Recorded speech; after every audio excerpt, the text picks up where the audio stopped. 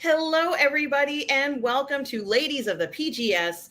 I am your host, Artem, and today we have with us again Catherine Cooke. Catherine, how are you today? Very good. Thanks for having me. It's such a pleasure to have you on. Catherine, there's so much going on.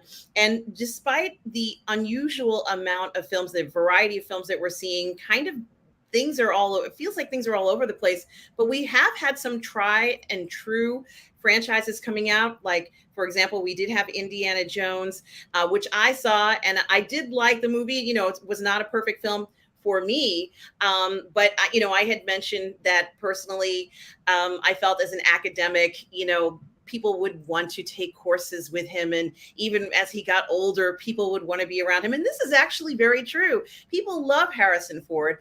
And the idea, even the passion surrounding Indiana Jones, is because they don't want this to ever end. Like, I don't want it to ever end. Yeah. And he was so spectacular in the role. The fantasy, he really lives up to the hype, too. He's a great actor, all the roles that he's done. We really just enjoyed the hell out of him, right, Catherine? Yeah, I thought the movie was pretty good, given that, you when you take into account that it's old man Indy, 79, so temper your expectations, but therefore I had a good time. I mean, yeah, it's got some problems here and there with the narrative and some of the themes not really following through very well, but I still had fun with it. Absolutely. I think that Indy certainly does show us this. They gave us this Indy, and it is a different side. And I had commented, even yesterday that his co-stars I thought were okay. I think Waller, she's already very successful, so she doesn't really need the film necessarily. And I honestly, I could see her doing so many things outside of this, which she is already doing. But it was good to see. I have to admit, I did like seeing Harrison Ford on the screen. And something that I thought was really interesting, Catherine, was that, of course, we knew that they were going to de-age him. We knew this was happening. We knew they were going to take Harrison Ford. He was already an incredibly good looking man, but they were going to de-age him because, it goes back, they had to do these flashback scenes, and it looked really good. That looked really good. Do I imagine that they could do a whole series or have flashbacks where someone, tries to think of him, and then I remember when Indy did this, and then they do a flashback scene. It's possible to do it. We saw it looked really good. It looked authentic. I think it's too cost prohibitive because I read an article in Hollywood Reporter yesterday that said that took 3 years of work, meaning they started a year before filming, gathering footage, old footage of him practicing on it. And it's like, and they used, the fact that a lot of that sequence is in the dark to try and hide some of it, but you could still tell it was there. And that apparently ate up a huge chunk of the budget because de-aging is not cheap. That's really, really expensive. But I thought that was a really great opening sequence. It's my second favorite opening sequence in the franchise after Raiders. Yeah, I agree. It looked wonderful. And, for all practical purposes, running and jumping and all that stuff on top of trains or whatever, I'm not questioning it. I just want to enjoy those stunts and have fun with it and go with it. And, a lot of times there's stuntmen who do this stuff, Catherine. It's not always the star who's doing this stuff anyway, unless you are Tom Cruise. Now, Catherine, in Indy, something else that I thought was very unusual that they showed, maybe not so unusual, was that they chose to show Harrison Ford in his boxer shorts. Now, this man is 80 years old, and I go to the beach and I see people of all different ages in swimwear. He's still in really good shape. And it was kind of funny to kind of see him walking around like that. But he was honestly a sex symbol in a lot of his films. He would take his shirt off, or he'd have a love interest, like in Hanover Street, which is maybe one of my favorite ones. But I think what's really interesting about this is that he himself is inspiring other actors. And that's not a surprise. I think that he truly, is the way that a lot of other actors want to be. I think his success and the roles that he gets and the way he portrays himself, a lot of people really are attracted to that and want to be around that. And it's certainly not a surprise that Tom Cruise himself, Tom Cruise, who's had a phenomenal year last year, Catherine, in a film that's made over $1 billion, a film that I feel like we've been waiting for our whole lives, right? Top Gun Maverick, we've been waiting for that film forever. Finally, we got it last year, and it delivered. Like, it was, I think it was one of the best films for me last year. Tom Cruise is talking about what he thinks about his future. Catherine, being 60 years old in Hollywood, it's not over, is it? No, I thought Maverick was an okay movie. And I know that one of the reasons they shot these two Mission Impossibles back to back is because, he's racing the clock on how long he could do this. And they said these two movies are going to be a send off to Ethan Hunt character. So that makes sense because, what is he, 60, 62 now? Yeah, he's in his 60s. Yeah. Yeah. So it's like, yeah, you gotta, get him, crank him out while you can. And that does make sense. And I think that just hearing Tom Cruise say things like this, where he's so bold and he's so confident, and he's enjoying himself. He must be having the time of his life, Catherine. Tom Cruise must be just so overjoyed, and the filmmaking process right now in his life must be such an interesting thing for him. Not that he didn't enjoy it before, but I hadn't thought about the growing process for an actor like him. He himself, who wants to put himself out there, wants to be the person who's doing these stunts, and many of us wondering how he's going to do all this. You mentioned that they did two films at once, essentially because of his age and just honestly realism about what's going to happen in the future. But hearing Tom Cruise say that I don't know if I have it the entire thing. Oh yes, Tom Cruise wants to continue making Mission Impossible movies into his 80s, like Harrison Ford with Indiana Jones. And, I think it is very interesting to see, that kind of enthusiasm and comment. And it may not be an exact quote, but I get the impression that Tom Cruise doesn't want to stop. How do you see him going forward? Since you've already mentioned that they took care here, they went ahead and made two films at once. What do you see him doing over the next 20 years, Catherine? Well, as far as continuing this franchise, seeing as they said this is going to be it for Ethan Hunt, I think he still wants to be a producer and continuing these movies and making sure they still meet the high standard of doing stuff for real and making it clear that the actors are doing a lot of the stunts and not, CG stunt doubles and stuff like that. But there's plenty of other types of movies he could do, like something like Top Gun Maverick, admittedly would also be harder because you're racing the G-force on that one. Some pilots can do it even in their 80s. I've seen it happen. I'm not sure if there's other franchise necessarily he's going to jump onto, but he could still do plenty. I mean, because he looks great even for 60, 62, or however old he is now. There's still plenty of other types of films he could do, even if it's not going to be him as a character in the Mission Impossible movies. Yeah, I couldn't agree more. I think he's incredibly versatile. He's proven that. And it is very funny, somebody in the chat says, what do people do between the ages of 60 and 80? That's usually a time when people are retiring. That's what happens for a good portion of, the world, where people kind of stop doing their normal job and then they do something else. And I guess maybe there is this sort of, revitalization for people who are that age, because we do have the sense of nostalgia, and Hollywood seems to be going back towards nostalgia style movies and TV shows. It's almost as if many people who fall into this category in this age group can't retire because people still want to see them on the screen. So I think that that's also interesting. Is there anything else that he's done in the past you think might come back, Catherine? Not as much as far as franchising, but I would think if his whole brand is doing things for real and doing it as much as he can himself, then I think he could just as easily, with his star power, start a new franchise or a new character and still build it around that, requirement. Kind of like, with Indiana Jones, the last two movies, you saw a lot of CGI and green screen and stuff. And part of that was practical to accommodate the age of the character or the age of the actor, trying to put that all on screen. And you see that in the TV spots for Mission Impossible, the clearly digital rock promontory that the bike is racing off of, and the really digital green screen looking train sequence that's in the trailers a lot. But you kind of got to, I think you could bring it back to doing films that are, for instance, like just for real. Like I'm noticing that my local IMAX and other local theaters are selling out Oppenheimer tickets like crazy. And for a movie that's 3 hours long, that's just not going to be dumbed down at all because it's Christopher Nolan. I think that what's really making that film a draw is the fact that people know from Nolan's brand that it's going to be shot for real.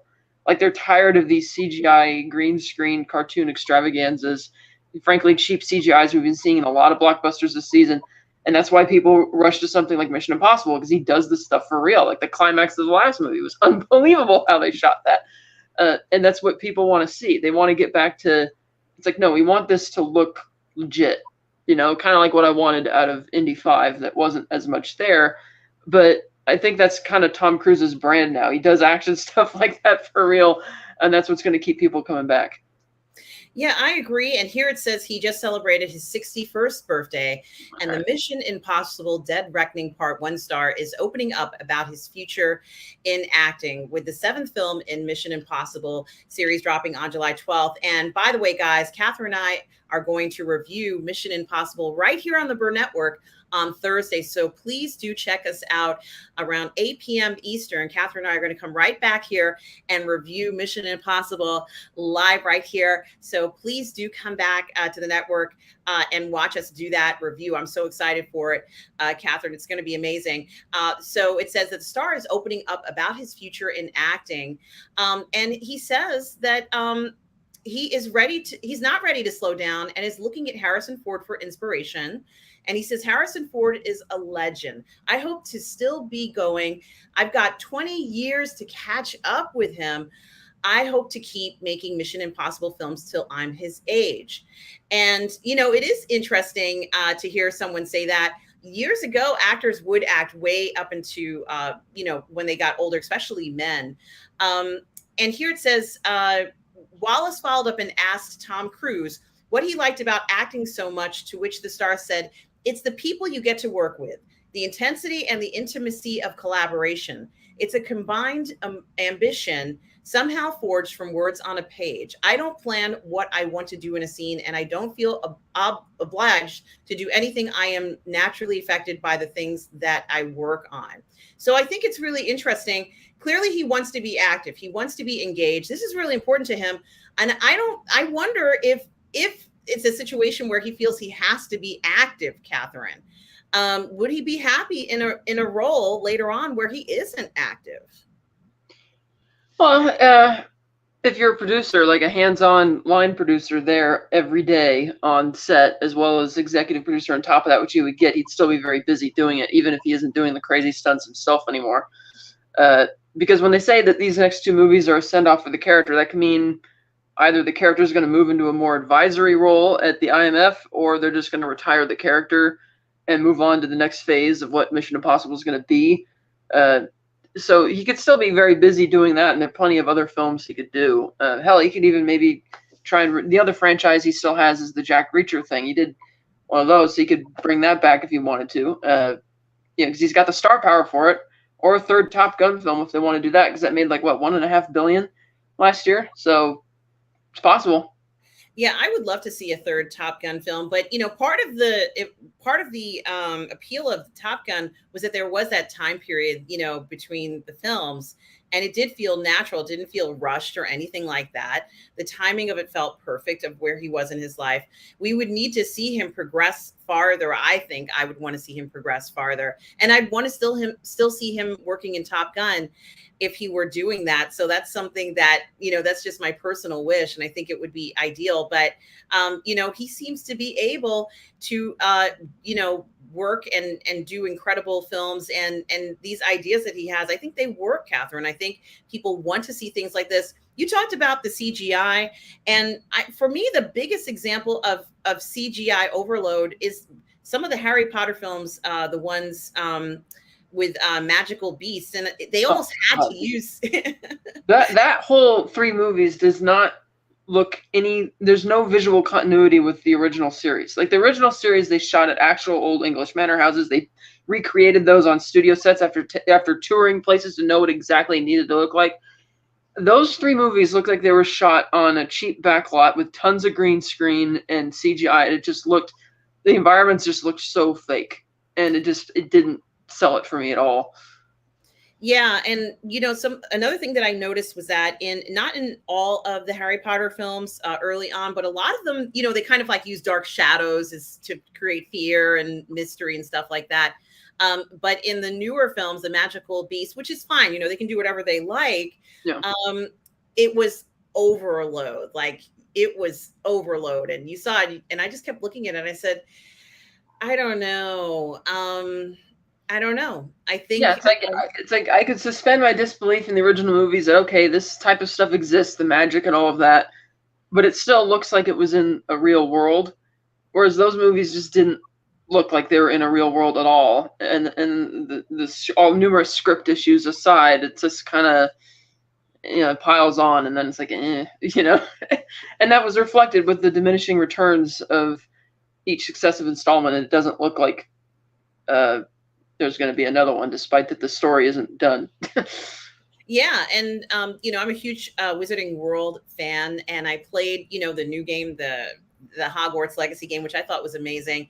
I think they could go in that direction, maybe go rather than go back in time just maybe 100 years or 50 years or whatever they did.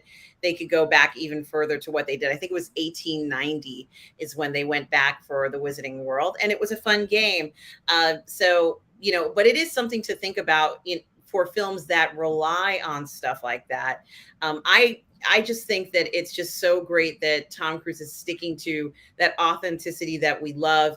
And I hope that he will be acting into his 80s and just will surprise us, because he's not afraid to give us what we want to see. That's something else, Catherine, is that I'm convinced that Tom Cruise knows what the public wants to see from him.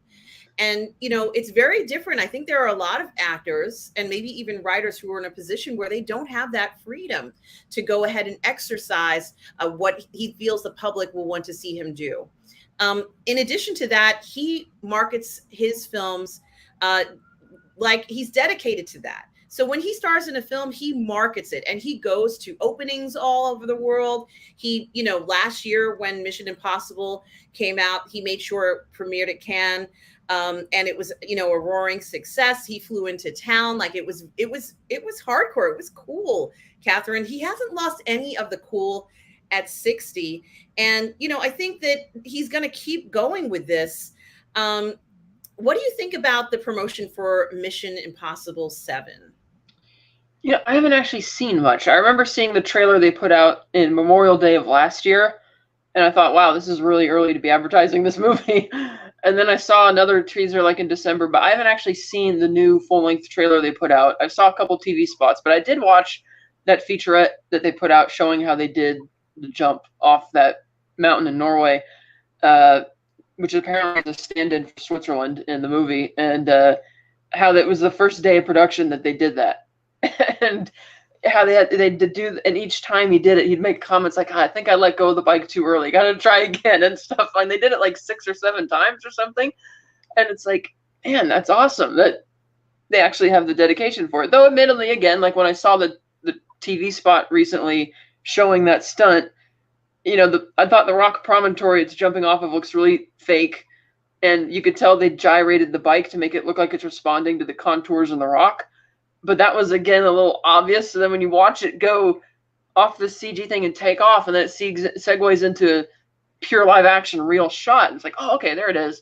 So there's that. And then looking at some of the green screen CG stuff for the parts in the trailer on the train, I was kind of skeptical. I was like, okay, you don't want to get too much into that. Because, I mean, admittedly, going back to the original Mission Impossible, the CG or whatever they used to make it look like the helicopter was in the tunnel, and it really hasn't aged well. But the bit with him on top of the train through the tunnel did look a bit real. And I thought that actually still looks kind of good. And each movie has made sure to make their big sequences look good. And the only thing they might be removing digitally is like rigging and stuff like that. But so I'll have my trepidations about it, but I haven't really been otherwise paying much attention to the marketing behind it. I just know that, oh, they're opening, because I didn't even know what the release date was. I knew it was coming out sometime in July. So I got IMAX tickets, and then I'll see it regular as well. Well, I only asked about the marketing because over the past few years, we've seen marketing campaigns for some films that I felt didn't necessarily reflect what the film was actually about. Oh And God, yeah, especially with Indiana Jones 5, man. I liked the premise that they put out 7 months ago. That sounded pretty interesting, but none of which is even in the movie to be seen.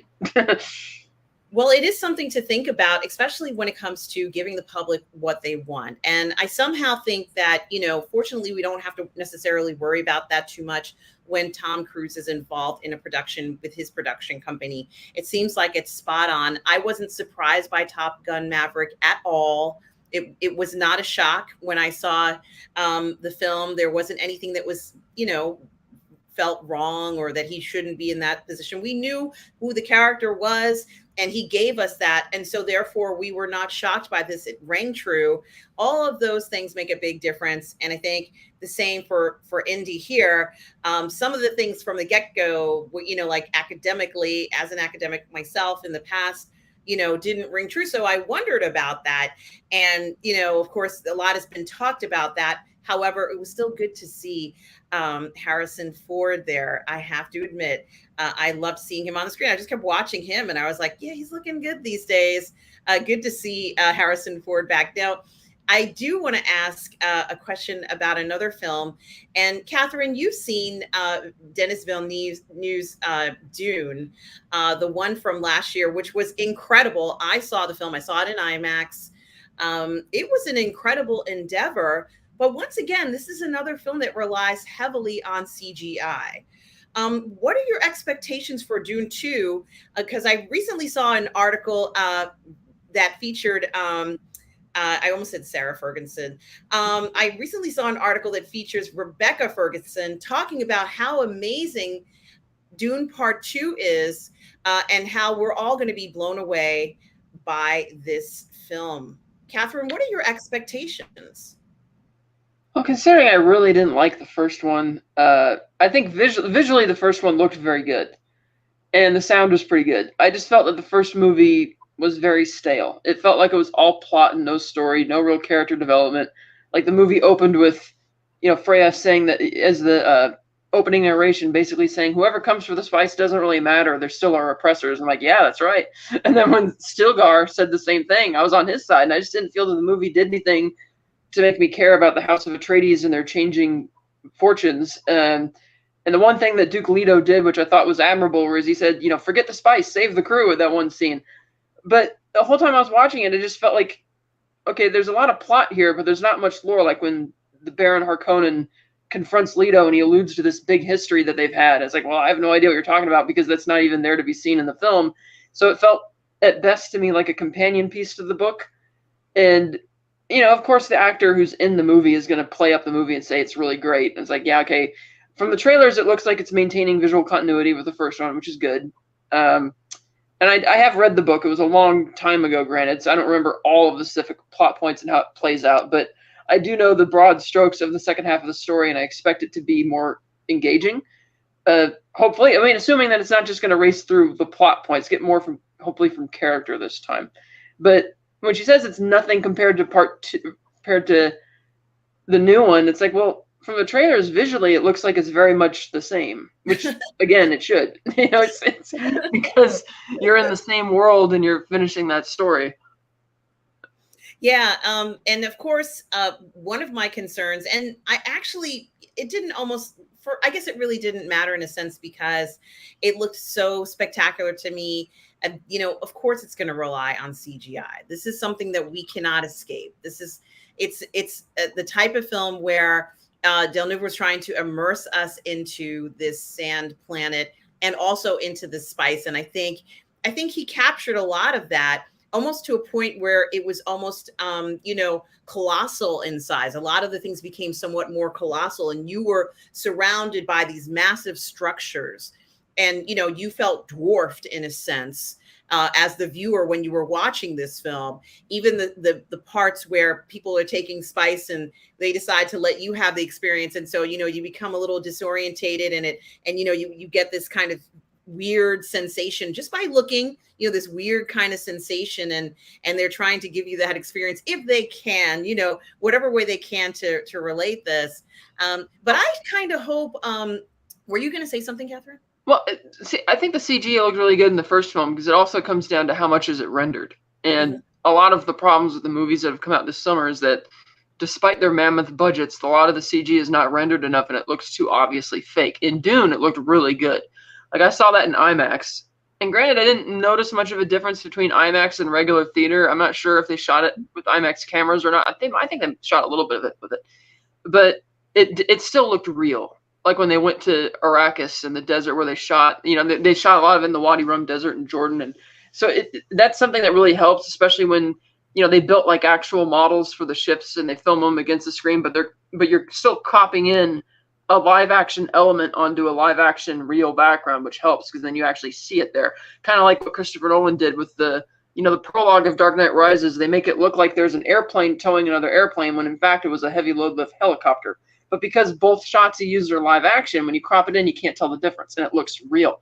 And Dune, like all the spaceships on there on the planet, looked real to me because they were like models, and it was rendered enough, which is what really helps the visuals. So you can get away with CGI. It's just whether or not it's, you know, good and rendered enough.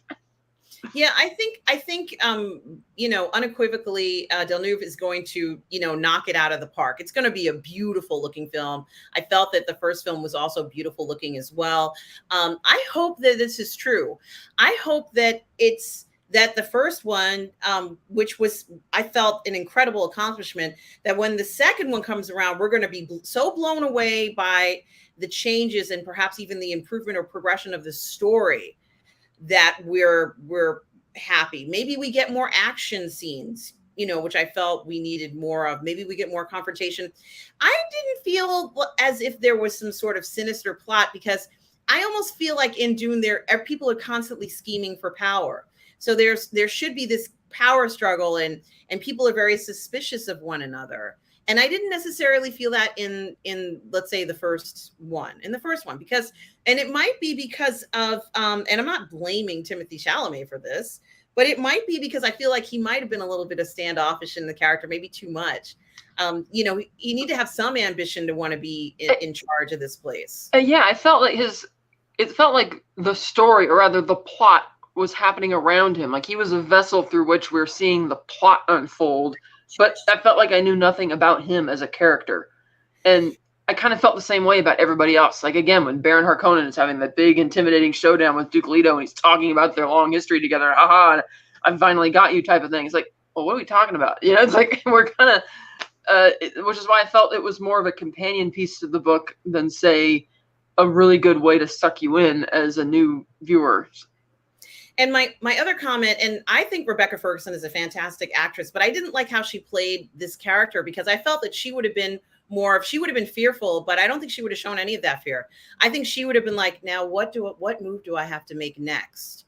And been somewhat more hardcore, because she had to be hardcore to maneuver her way into doing this. The whole point of what, well, maybe not the whole point, but a lot of the point of what these Bene Gesserit sisters do is to infiltrate, you know, family lines and gain power and stuff. So she would be very much, you know, feel as if she's worked her ass off to get to that point. And even if the sisters are angry or jealous or whatever their feelings are, she should still have a little bit of power where she's like, I've held something back. You know, I knew this day would come. You know, I already knew that maybe I didn't do everything the sisters wanted me to, and I've held back some stuff, and it's going to go down now. You know, that's what that's how I viewed her, because she has a strong power, Catherine, that seems like you could just destroy things at the, you know, whenever you want to. So you must have some powerful feelings, or feel as if you have that advantage. You see, that's something they didn't dive much into in the first one either. It's like, oh, here are the Bene Gesserit. They're kind of, you could tell they're respected by all sides, but they didn't really tell you anything about them, or why everybody reveres them as much as they do, or what they're up to, which is, again, and that's not because it's only half the story, because, you know, being part one, it's just, again, the parts that he chose to focus on versus what he chose not to focus on. And I felt it was a little style over substance for that film. But the trailers for part two seem a lot more exciting, because again, you're getting into the second half, so you're going to probably get going. I just hope that they really spend more time on character and develop. But I don't know if it's like, if everybody says it's like the first one in terms of, then I don't have my hopes up too high, but I'll still see it. Well, one thing I am looking forward to is Zendaya being even more badass than she was in the first one. And if, let's say, if the Fremen are this way, if they are that badass, I want to see it. I want to see them. We did kind of see a little bit of kick-ass stuff, but I want to see more badassery from the Fremen, where they're like, people are coming here, but they don't know about us. They don't know everything they need to know about us. Like, if they're coming there and they're not as well. It's true. This is true, but I want it to be even more exaggerated, because it's for the cinema, Catherine. I want to look at it and go, oh my gosh, you know, that kind of thing. The same reaction I had with David Lynch when I first saw that one. I was like, oh my gosh, you know, that kind of thing. But I think that we're in for a treat, and hopefully this is true. She says it's unreal. Good. I want it to be unreal. I want to be freaked out. I want this to be the most incredible thing. She says it surpasses the first film. She said it's effing good. Number 2, it's like effing gut punch. So let's see what happens, Catherine, with it. I think they might even dive more into, as you said, character development. And it says November 3rd, which doesn't seem like it's not tomorrow, but feels like it's right around the corner. And we have a super chat, Catherine, from Zachary Zabalier. Hi, Zachary. Thank you so much for the $4.99 super chat. Zachary says, though the Mission Impossible has always been top quality, it has never had my heart. Okay. Indy and Bond has always had my heart, even though quality was up and down. Yeah, Bond will always have my heart. Even the one, Catherine, where, you know, they're in the space shuttle and she asks, you know, if they can go around the earth another time. I can't ever forget that line. That's something I will never forget. And, you know, one of these days, you never know if we have space travel. But Catherine, what do you think about this? When we talk about really what is capturing people's hearts and emotions, what brings them back to these films? What are your thoughts on Zachary's comment? Well, I agree that Bond especially has an up-down quality type thing. It feels like every odd numbered film has it, or even numbered, whichever one it is, one's good, then you have a bad one, the good one, bad one, kind of, it gets very hectic. Indy, I love the first 3, and then the 4th one, a lot of problems, and then the 5th one, not as many problems. But which is why I rank the Indy movies 5th, Crystal Skull, 4th, Dial of Destiny, 3rd, Last Crusade, 2nd, Raiders, and 1st, Temple of Doom. But so yeah, but I think he also is hitting on the idea that what do you really what does capture your heart? Like, yeah, I love Indy and Bond. Grew up with Indy and Bond.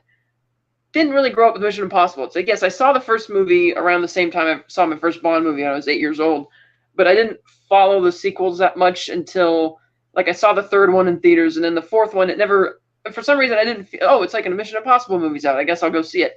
It didn't really captivate me in the same way that Bond did, or the same way that Indiana Jones did, but I still agree that it's definitely the thing that separates Mission Impossible from all these others is they're emphasizing top quality. It's a franchise which defies logic, where since the 3rd one on, each installment has been better than the last. And it's mind-boggling. That's not supposed to happen when you get on, it's like you're reading through the script, Mission Impossible 7 and 8, you know, it's like, why is it tracking as good as it is? So the reviews are like from the critics are like in the 90 percentile range. So, but that's what it is. And I agree, it doesn't always have my heart, but Indy and Bond does, even when they go on their bit of rocky roller coasters in quality. But yeah, I agree 100%.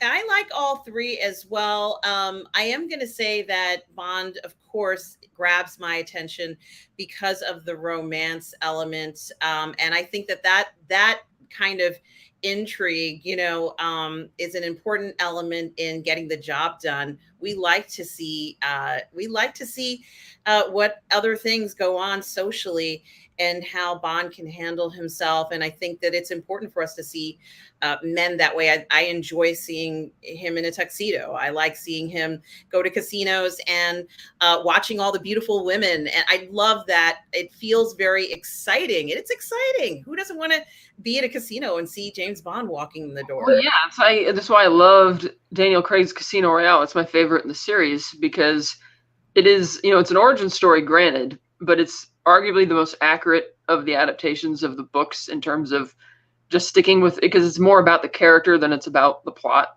and that's kind of what the story is. And so you're seeing how this rookie agent is kind of coming into maturing, but he gets to go to all these cool places. You get in the Bahamas. He goes to, well, it's standing in for Montenegro, but they filmed elsewhere for that.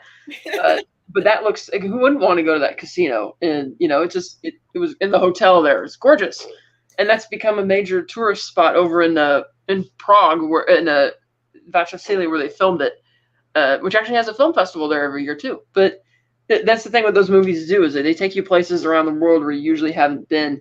And more recently, especially with the Craig era, they film them in a ways that makes them seem a lot more beautiful. Like, it's not as, I kind of like some of the old ones where he's just like amongst the people, like walking through the town centers or through the marketplace or whatever. But you look at stuff like in the Craig era, and it's almost like you're looking at postcards because of how perfect everything looks all the time. Which is why I appreciated that when they went to Jamaica in No Time to Die, it didn't look like a postcard. It's like you're down with hanging out with the regular people, which is because it feels real that way. Same with Quantum. He goes to places in Quantum, but he's hanging out with the, real people on the ground and stuff. So, yeah, I agree. That's kind of, and that's again the fantasy element that you want of a Bond movie. You want to go to exotic places around the world that you're never going to be. You want to see dressed to the nines and the drinks and all that kind of stuff. So yeah. Now, Catherine, what is the show that you do on the Phantasmagorium show that does feature James Bond? We have Martinis, Gadgets, and Guns. We have over 30 episodes now. We're actually doing an episode on Wednesday to commemorate the 50th anniversary of the UK release of Live and Let Die, in which we'll be comparing the book with the film, so that should be fun. But yeah, you can check that out there, and reviewed other movies, franchises we love, like Indiana Jones we just did, and the Batman series and Spider-Man series and Tarantino Rodriguez. So yeah, you just kind of, it's like, what do you really like? And then you just like to dive in and cover things you're passionate about. Absolutely, guys. So make sure you go to the Phantasmagorium channel. I'm just looking for the link because I had it in front of me, but I way past the where it is on here. Make sure you guys check out the Phantasmagorium channel and check out Martinis, Gadgets, and Guns, Catherine's show, which obviously does feature James Bond and so much more, where they do reviews of everything that we love. So make sure you check that out as well. Now, I have another film that I want to talk about, Catherine, and I recently saw the film, and I actually was going to see this film anyway because I do like to see religious films. I'm gonna be honest. And the company that made this film produces a lot of religious films about saints and things like that. And I love this stuff. I love to see the saint. She's standing there and it's like, it's God. And then she's like, oh, it's God, and then they do the, like there's this whole, it's incredibly holy. And, the sky changes to another color and you see all sorts of miracles. I love stuff like that. And I think cinema is the perfect way to show a miraculous event. I think, it really translates well. Now, there's nothing wrong with reading about miraculous events or going to gathering and talking about miraculous events. But when you see a movie and you see a miraculous event, or they don't show it and they talk about it offside, like on the side or something, it really kind of grabs you and really kind of grips you. And so they're going to be doing, the company that's doing, that made Sound of Freedom is also going to be doing a story on Cabrini, Mother Cabrini. And I especially am very fascinated by her story, but that's completely irrelevant right now because we're going to be talking about a movie called The Song of Freedom. And Catherine, I was, like I said, I never thought I'd be talking about A Song of Freedom on this channel, only because I didn't think anybody would be interested in the movie because it's not exactly in the realm of what I would call blockbuster status, or even, the expectations sometimes, Catherine, for some of these films is that there isn't any. They don't have an expectation because as far as they're concerned, a lot of times, and I'm sure you understand what I'm talking about, they're just glad the movie got made. We see articles in the trades where they'll say, it doesn't matter, our objective was to make the film and that's all we care about. And you astound, it's like astounding to hear a company say things like that. But there are companies that have that, feeling. But I don't believe that the producers of Sound of Freedom had that intention. but I did just want to mention that there are still, companies out there where their main goal, they just have to get it out there. And, if the movie gets out there, that's all we care about. That's our most important thing. So I did want to ask you if you have heard anything about this film, Sound of Freedom. Do you know anything about it? And what have you heard about Sound of Freedom? Well, I heard it was, again, independently distributed. It's been making a lot of money, probably because, like they say, there's not many films marketed to that demographic. And so when they do, the few films that do come out like that, it'll draw those people out in droves. And despite the questionable people behind the movie, it's they say that the film is very restrained in what it's doing. It's actually a very good film. It's not like trying to shove a message down your throat per se. It's not. I mean, despite the things that have been said on the press junket, which has been drawing a certain crowd out to the theater, it's still a good movie that stands on its own merits, which a lot of times you don't see that with a lot of these religious films. Sometimes they could be leaning into it too much or be too cheesy, and this one apparently isn't. And so that's probably what's helping draw people out as well. Yeah, it is very interesting. And of course, there is a lot surrounding it, and there is a lot of media buzz in it. One, because as you said, it's making bank, it's making money. It is technically speaking, because the outcome at the end, let's say, I would say is, let's say, as much of a happy ending as you can in a child trafficking movie can get, right? Because this is not, the nature of the story is not necessarily happy the whole time. As good of a ending as you can get is what happens here. And it is almost miraculous, let's say, the ending, but also, one of the, it's been kind of branded as being, politically in one direction. And I'm not going to go too much into it, but what I do want to say is that I wasn't expecting for it to strike such a nerve with me. It really kind of hits you when you're watching this film. And so I think you're right, Catherine. I've seen the film, and I was very touched by it. It is a film that is about a topic that a lot of us are well aware of. It's not about, awareness. We all know about it. And certainly it was very bold to make a film about this at this moment in time, I think. But I have to give them credit. And I also have to give credit to one of the stars in the film, Jim Caviezel, who was remarkable in this, Catherine. He's amazing.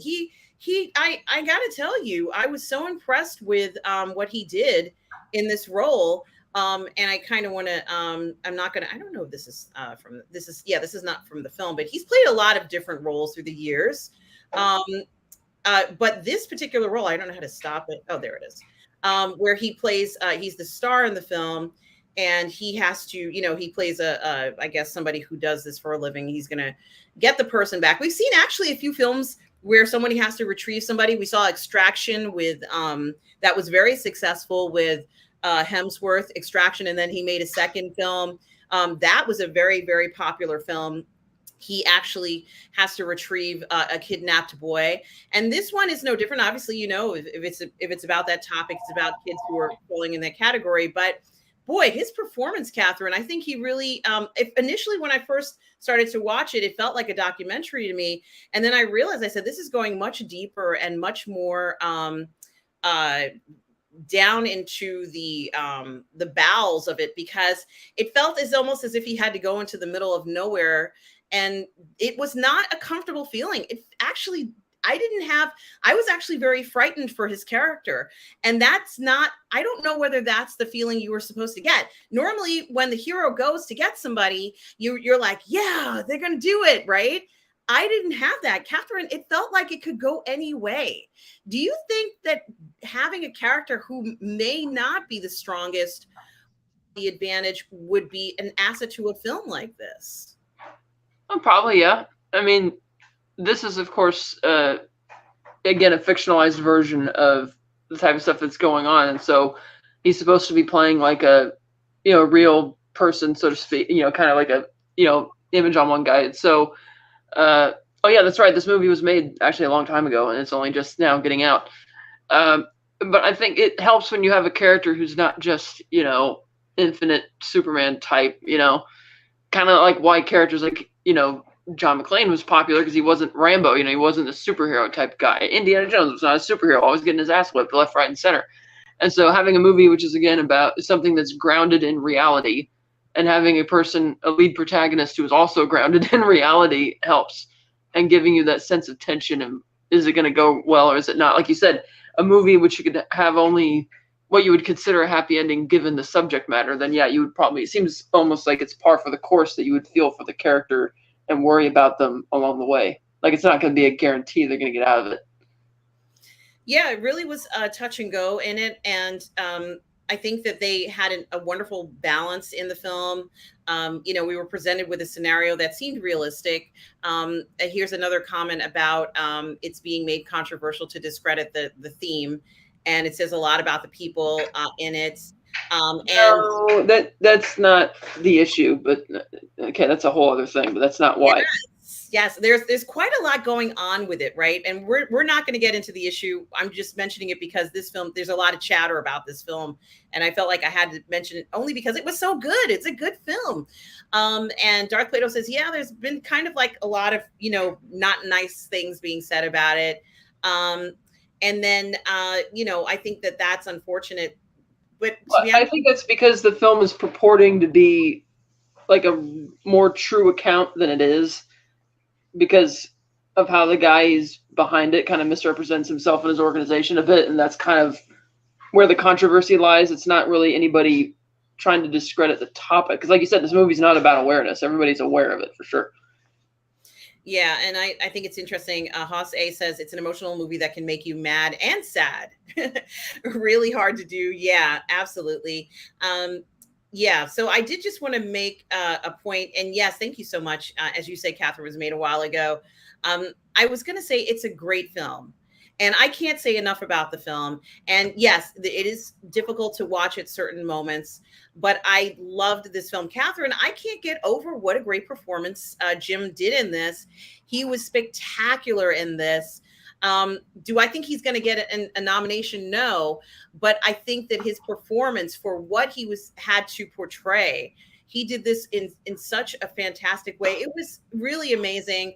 We may be seeing more films that have been made so many years ago and now are having a chance to either be released or re-released or whatever it is now with the way things are changing. But this was maybe one of the last things that I was thinking would come out. And as you said, it did very well at the box office. And I imagine that people by word of mouth are going to continue to see this film because of just wanting to see a film that's, honestly, I think they just want to see a story that essentially what I would consider a feel-good story at the end, let's say.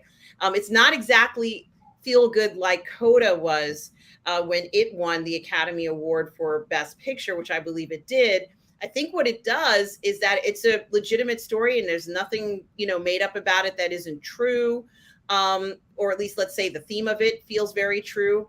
I think people want to see something that is real in that regard, and you get that from it. So I was going to say, I recommend the film highly for those of you who are trying to figure out what you may want to see over the next, after you see.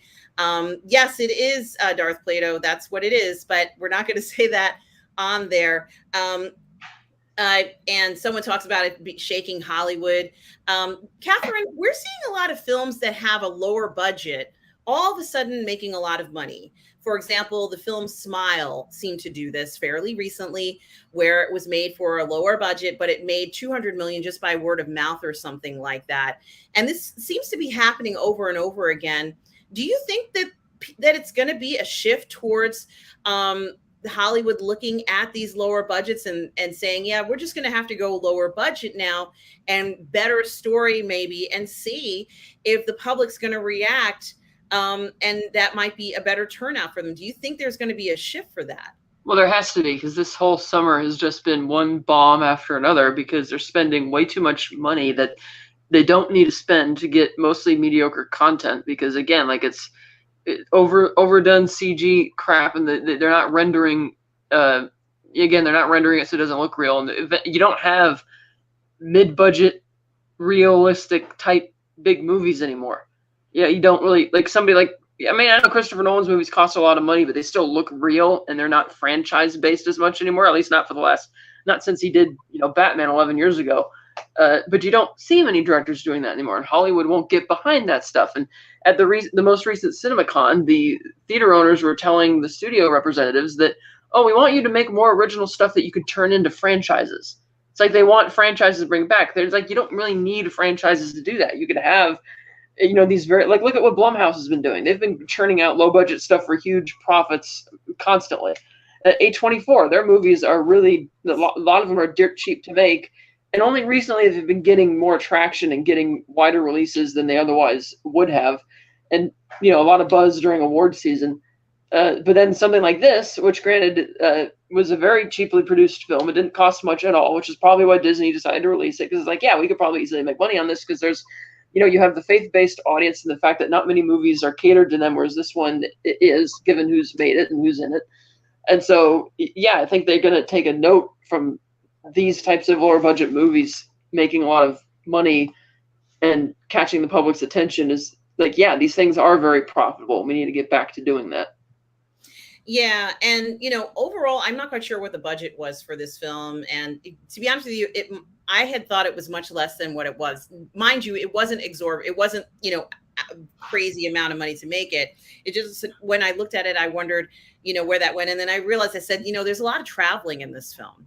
They're going to different countries. And, it seems like they spent a lot of time on finding locations. So perhaps that might have upped the price. I'm not sure. But it was so well done, Catherine. I have to give them a lot of credit for portraying these environments that we saw. It was just unbelievable. And as you said, it didn't talk down to us. Now, this is an example, Catherine, of a story. Let's say, and I'm not going to say it isn't sending a message. I can't say that. It's absolutely sending a message, but it's a good story. And this is what we've been talking about all along, is that I don't care if you go ahead and put a message in a movie, but let the story be good. Let the story be amazing. This is an example of that. In the end, I think a lot of people will not necessarily be so, freaked out by this because they're like, the story is actually pretty good, and kind of look at it as a way, let's say if it wasn't a documentary, which it kind of almost might have been at some point, we could go ahead and work from a documentary and make it into an actual film in this way. I think it shows the potential to go from one to the other. And I'm not quite sure why it feels like a documentary to me. I'm curious as to if you ever see it, Catherine, what your thoughts are of the film, but the performances especially, not just of, and we have another super chat from Terrier, Admiral Terrier, Tiberius Monk. Hi, Terrier. Hope you are well. 50 Norwegian dollars. Wow. Terrier, that is so generous, says, speaking of lowering budgets, Denis Villeneuve is going to be directing a thriller in Oslo based on a Norwegian author, Jo Nesbø's The Sun. Wow, Terrier, I can't wait to find out and see this film. That sounds exciting. You certainly need to let us know a little bit more about that. It sounds so interesting, and I'm not surprised that he would be filming there. It sounds incredible. And thank you for the generous 50 Norwegian, is it kroner? It's kroner, right? Yeah. For the 50 Norwegian kroner. Terrier, I hope you are well, Terrier. It's so nice to get this. Thank you so much, Terrier, for the generosity. So, all right, Catherine, do you have anything else you'd like to comment on? Anything that's on your mind before we close the show? No, it's good. Okay, fantastic. Catherine, where can people find you? Find me at Slice Side on Twitter, YouTube, Instagram. You can find me on the Virtual Cantina Network YouTube channel, hosting the Unifying Force every second and fourth Sunday of the month at 8 a.m. Pacific. And you can find me there on the Phantasmagorium channel. We're usually on Wednesdays. We've been kind of jumping around a bit lately, but we got a new show, another Martinis, Gadgets, and Guns on Wednesday, as well as another Indiana Jones spoiler discussion, possibly Wednesday night. So that'll be fun. Absolutely, guys. Also, guys, please like and subscribe to my YouTube channel, Positive Fandom, where I do all the parlay in the fandom. I have my Sunday brunch show on Sundays. I do watch parties. I do gaming. And I have a great movie coming up on Thursday at from 6 o'clock to 8 with Darth Plato. We're going to be watching Eight Men Out, guys. You don't want to miss that. Please like and subscribe to Positive Fandom. But also on Thursday after that, Catherine and I are going to be reviewing Mission Impossible 7 right here on the Burnettwork, guys. Catherine and I are going to be here right back on the Burnettwork reviewing the movie right after we've seen it on Thursday. So that's coming up. And guys, don't forget, Lorraine Creole and I are going to be looking at the Greatest Geek Year Ever episodes 1 and 2 right here on the Burnettwork as well on Saturday, guys. So please do check that out. And also like and subscribe to Tom Jr. Jackson's channel. Tom Jr. Jackson is the moderator. He's my collaborator and good friend. So please do check out his channel. Tom, I'm looking for your link if you don't mind. And I want to thank the 2 super chats. Thank you, Terrier, for doing that. That's so generous of you. And thank you, Zachary. Thank you, Zachary. And thank you, Terrier, for the super chats today. I so appreciate it. We really do appreciate it. So thank you so much, Catherine, for joining me again today. I can't wait for our review of Mission Impossible on Thursday. I cannot wait for this. I'm so excited. And guys, thank you all in the chat for being here as well. So appreciate it. Make sure you like and subscribe to the Burnettwork right here. And guys, remember, no matter where you are in the galaxy, always remember to please be kind. Take care, everybody.